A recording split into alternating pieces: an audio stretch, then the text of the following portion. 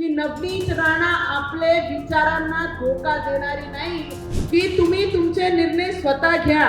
Navneet Rana NCP के दरवाजे पे, backbone मजबूत आहे म्हणजे तुम्ही उभे राहू शकता। म्हणजे तुमची बॅकबोन म्हणजे तुमची एज्युकेशन, जोपर्यंत तो मजबूत नाही राहील, पहिला पाऊल काय असते, बॅकबोन मजबूत आहे म्हणजे तुम्ही उभे राहू शकता, कॉन्फिडेंटली तुम्ही बोलू शकता। आता विद्यार्थी येतात, आता मला हात मिळवत होती, कॉन्फिडेंटली मी त्यांना कॉंग्रॅच्युलेशन करत होती, ते मला भेटत होते, ते कशाबद्दल,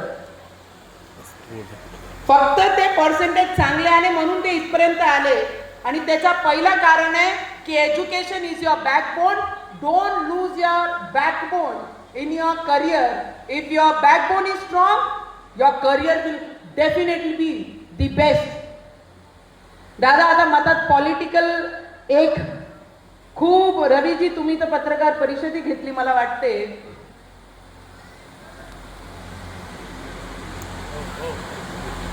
पत्रकार परिषद सुद्धा घेतली माझी वतीने, आणि मी काही पत्रकार परिषद घेतली नाही त्यावेळीस। लोकांनी म्हटलं, वन न्यूज वर देअर की Navneet Rana is going to get Rajya Sabha, आणि राज्यसभा भेटणार आहे म्हणे। आणि 5, 7, 8 दिवस हा खूप चालला की Navneet again is going to become a member of parliament as a member of Rajya Sabha.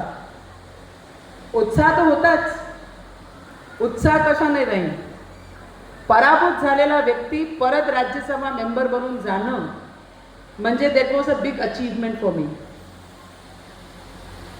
जेव्हा मी सुनित्रा पवार ताईचा डिप्टी सीएम ऑफ महाराष्ट्र, त्यांचा मी मनापासून धन्यवाद करन, आणि ज्यांना मी दादा म्हणते, ज्यांची मी लाडकी बहीण आहे असे आमचे देवेंद्र फडणवीसजी, त्यांचा मी मनापासून धन्यवाद करते की कंटिन्यू 8 दिवस हा चर्चा चालली। आणि रवीजी लोकांनी म्हटलं, माझे शुभचिंतक जे होते, काय काय शुभचिंतक आपल्या सगळ्यांच्या जीवनात असतात ना, आपलं शुभ पाहून त्यांना चिंताच होऊन जाते। आइए महापौर साहेब, काय काय लोक असं असतात आपल्या सगळ्यांच्या जीवनात आहे ना, आपलं शुभ पाहून त्यांना चिंता होऊन जाते।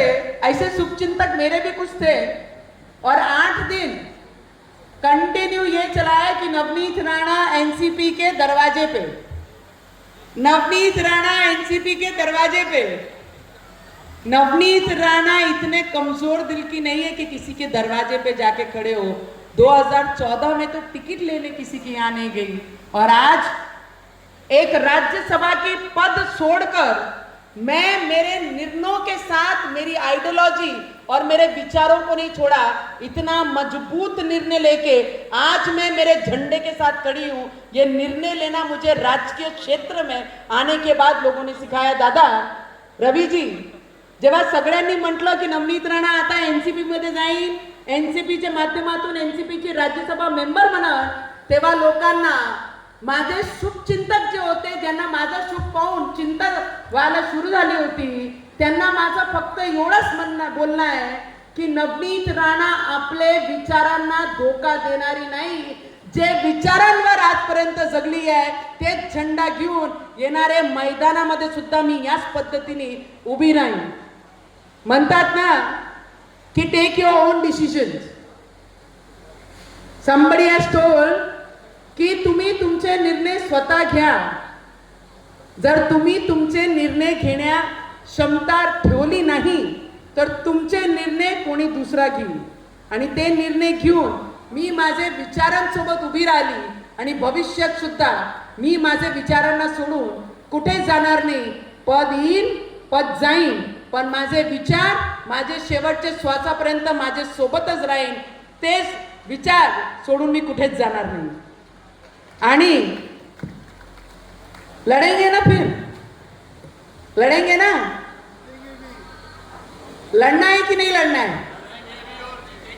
कितने लोगों को लगता है नवनीत राणा ने वापिस लड़ना चाहिए और दमदार एंट्री री एंट्री अपन करेंगे? उन्होंने हाथ ऊपर करके बताना मुझे।